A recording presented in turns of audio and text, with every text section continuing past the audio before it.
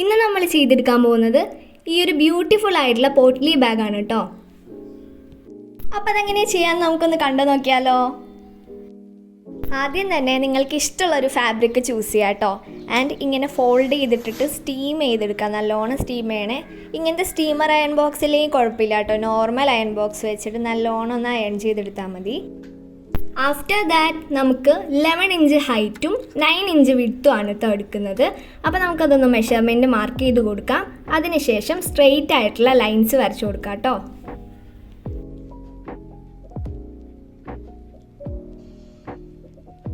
ഇതേപോലെ straight line കിട്ടാൻ വേണ്ടി എൽ സ്കെയിൽ ഉണ്ടെങ്കിൽ അത് യൂസ് ചെയ്താൽ നല്ലതായിരിക്കും. നമുക്ക് സ്ട്രെയിറ്റ് ആയിട്ടുള്ള നല്ല 90 ഡിഗ്രിയിൽ തന്നെ കിട്ടും കേട്ടോ. പിന്നെ നമ്മളത് കട്ട് ചെയ്തെടുക്കുകയാണ് ചെയ്യുന്നത്, ആ സ്ക്വയർ പീസസ്. അപ്പോൾ ഇപ്പോൾ നമുക്ക് 2 സ്ക്വയർ പീസസ് കിട്ടിയിട്ടുണ്ട്.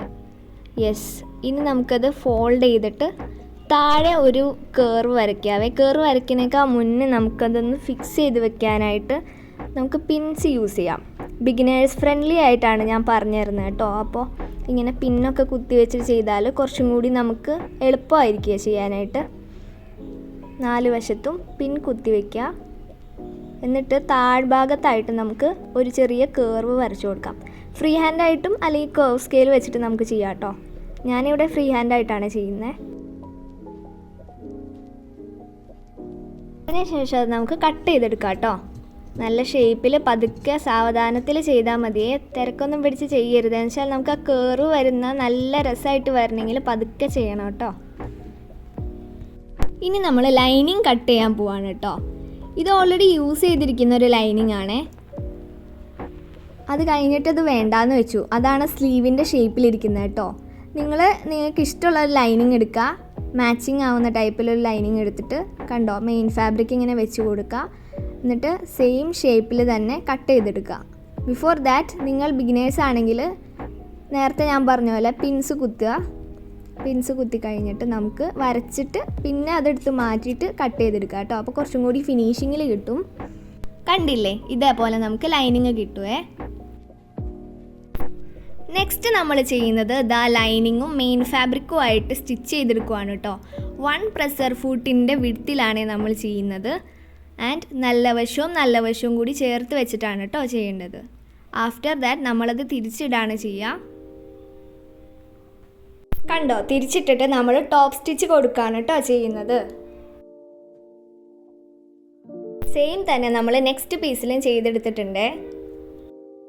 ഇനി നമ്മൾ സ്റ്റിച്ച് ചെയ്ത ആ ഒരു പീസ് ഉണ്ടല്ലോ, അത് തിരിച്ചിട്ടിട്ട് നമുക്ക് 1 ഇഞ്ച് വീതം മുകളിലായിട്ട് ടോപ്പിലായിട്ട് നമുക്ക് 1 ഇഞ്ച് വീതം ഇങ്ങനെ മാർക്ക് ചെയ്ത് കൊടുക്കാം കേട്ടോ. എന്നിട്ട് നമുക്കൊരു സ്ട്രെയിറ്റ് ലൈൻ വരച്ചു കൊടുക്കാം. ആഫ്റ്റർ ദാറ്റ് ഞാനൊരു 4 ഇഞ്ച് വെച്ചിട്ട് 2 ലൈനും കൂടി വരച്ചു കൊടുക്കുന്നുണ്ട് കേട്ടോ.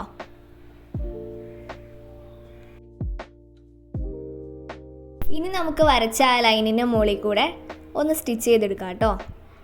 3 ലൈൻസിൻ്റെ മുകളിൽ കൂടെ സ്റ്റിച്ച് ചെയ്യണേ.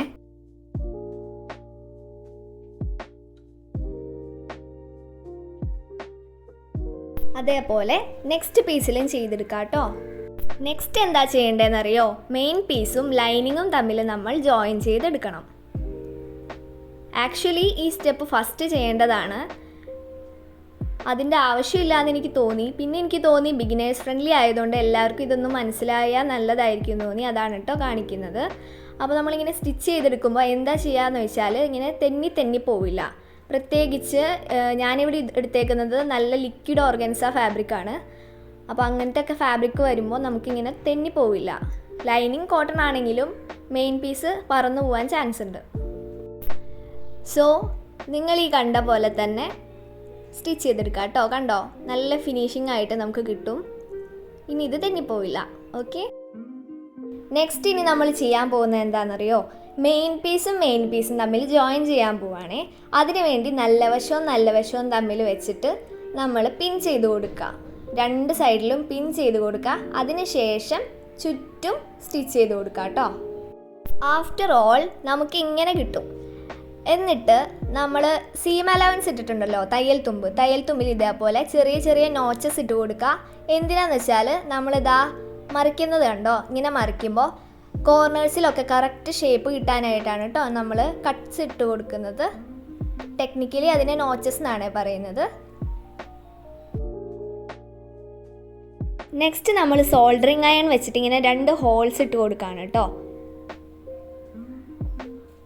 ഇതേപോലെ തന്നെ കണ്ടോ ഹോൾസ് ഇട്ടിരിക്കുന്നുണ്ടോ? ഇതേപോലെ തന്നെ നമ്മൾ നെക്സ്റ്റ് 2 സൈഡിലും ഇട്ട് കൊടുക്കണം. അങ്ങനെ മൊത്തത്തിൽ 4 ഹോൾസ് ഒരു സൈഡിലും 4 ഹോൾസ് മറ്റേ സൈഡിലും, ടോട്ടലി 8 ഹോൾസ് വരും കേട്ടോ. ഇനി നമുക്ക് ആ ഹോൾസിലൂടെ ചിരടിട്ടിട്ട് വലിക്കാം കേട്ടോ. അതായത് ഒരു സൈഡിൽ നിന്ന് എടുത്താൽ അതേ സൈഡിൽ വന്ന് എൻഡ് ചെയ്യണേ.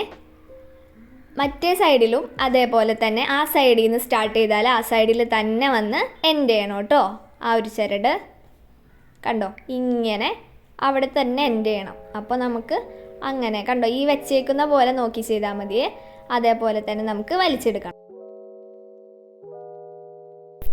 ഫൈനലി നമ്മുടെ ബാഗ് ഇതാ ഇവിടെ റെഡി ആയിക്കൊണ്ടിരിക്കുകയാണ് കേട്ടോ. ഇപ്പോൾ നമ്മൾ ചെയ്തെടുത്ത 2 സൈഡിലോട്ടുള്ള ചിരടില്ലേ, അതിൻ്റെ അറ്റത്ത് ലഡ്കൻ ചെയ്തെടുക്കാൻ വേണ്ടിയിട്ട് നമുക്ക് 2 സെമി സ്ക്വയർ കട്ട് ചെയ്തെടുക്കാം കേട്ടോ. ആ ഒരു ഫാബ്രിക് ഉണ്ടല്ലോ സെമി സ്ക്വയർ ആയത് കട്ട് ചെയ്തെടുത്ത നല്ല ഫാബ്രിക്കിൻ്റെ നല്ല വശം നമ്മളിങ്ങനെ വെച്ചിട്ട് അതിനകത്ത് ചിരടിൻ്റെ 2 അറ്റവും വെച്ചിട്ട് ഇതേപോലെ കോണോട് കോൺ ഫോൾഡ് ചെയ്തിട്ട് നമുക്ക് ഒരു പ്രഷർ ഫൂട്ടിൻ്റെ വിഡ്ത്തിൽ സ്റ്റിച്ച് ചെയ്തെടുക്കാവേ.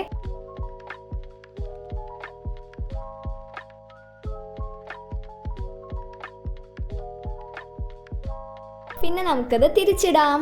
കണ്ടോ നല്ല രസമായിട്ട് എന്തൊരു ഭംഗിയായിട്ടാണ് ലഡ്കൻ വന്നിരിക്കുന്നത്. ഞാൻ ചെയ്തിരിക്കുന്നത് അത്യാവശ്യം ഒരു മീഡിയം, നല്ല ഹെവി അല്ല എന്നാൽ ഒരു ഷോർട്ടും അല്ലാത്ത പോലെ ഒരു മീഡിയം വരുന്ന ലഡ്കനാണ് കേട്ടോ. അപ്പോൾ എന്താ ഡ്രോ സ്ട്രിങ് ആയി, ബാഗായി അല്ലേ. ഇനി നമുക്ക് അതിനൊരു ഹാൻഡിൽ കൊടുക്കണ്ടേ. ഞാനിവിടെ ചെയ്തെടുക്കാൻ പോകുന്നത് ബീഡ്സ് വെച്ചിട്ട് കോർത്തെടുത്തിട്ടുള്ള ഒരു ഹാൻഡിലാണ് കേട്ടോ. ഏകദേശം ചെറിയ 3 പാക്കറ്റാണ് ഞാൻ ഇവിടെ വാങ്ങിയിരിക്കുന്നത്. ആൻഡ് നമ്മൾക്ക് എല്ലാ ബീഡ്സും ഇങ്ങനെ കോർത്തെടുക്കാവേ. ഞാൻ ഈ കോർക്കുന്നത് സാധാരണ ത്രെഡ് അല്ല കേട്ടോ. നമ്മൾ ഐബ്രോസ് ഒക്കെ ത്രെഡ് ചെയ്യുന്ന ത്രെഡില്ലേ, അത് ഒരു 3 തവണ ഇങ്ങനെ 3 ഇഴയായിട്ട് എടുത്തിട്ട് അതിനകത്താണ് കേട്ടോ ഈ കാണുന്ന നമ്മുടെ ഹെവി ആയിട്ടുള്ള ബീഡ്സ് കോർത്തെടുക്കുന്നത്. അല്ലെങ്കിൽ ഒരു പക്ഷേ നോർമൽ ത്രെഡ് ആണെങ്കിൽ പൊട്ടിപ്പോയേക്കാം. അതുകൊണ്ടാണ് അങ്ങനെ ചെയ്യുന്നത്. ഇതിന് പറ്റിയ സൂചി ഇല്ലാത്തതുകൊണ്ട് ഞാൻ അത്യാവശ്യം കഷ്ടപ്പെട്ടു കേട്ടോ ഒന്ന് കോർത്തെടുക്കാൻ വേണ്ടിയിട്ട്. നിങ്ങൾക്ക് വേണമെങ്കിൽ ഈ ഒരു സ്റ്റെപ്പ് സ്കിപ്പ് ചെയ്യാം കേട്ടോ. പക്ഷേ ഇതിൻ്റെ ഒരു ഹൈലൈറ്റ് എന്ന് പറയുന്നത് ആ ബീഡ്സ് തന്നെയാണ്. ഫൈനലി നമ്മൾ ബീഡ്സൊക്കെ കോർത്തെടുത്തിട്ടുണ്ട് കേട്ടോ. എന്നിട്ട് അതിൻ്റെ ഒരു വശത്തായിട്ട് ഇതേപോലെ പതുക്കെ നമ്മൾ ചെയ്യണം കേട്ടോ. പെട്ടെന്ന് ചെയ്താൽ അത് ചിലപ്പോൾ പൊട്ടിപ്പോവേ. അപ്പോൾ പതുക്കെ നമ്മൾ ടൈ ചെയ്ത് കൊടുക്കുക. ഞാനൊരു 4 ടൈംസ് ഒക്കെ ടൈ ചെയ്തിട്ടുണ്ട് കേട്ടോ. അങ്ങനെ 2 സൈഡിൽ നമ്മൾ ചെയ്ത് കഴിയുമ്പോൾ നമ്മുടെ ബാഗ് റെഡി ആയിട്ടുണ്ട്. അപ്പം നിങ്ങൾക്ക് ഈ പോട്ട്ലി ബാഗ് ഇഷ്ടപ്പെട്ടെങ്കിൽ വേഗം പോയി ഉണ്ടാക്കി നോക്കിക്കോളൂ കേട്ടോ. അപ്പോൾ നെക്സ്റ്റ് ഒരു ബ്യൂട്ടിഫുൾ വീഡിയോ ആയിട്ട് കാണുമ്പോഴേക്കും ടാറ്റാ ബൈ, താങ്ക് യു.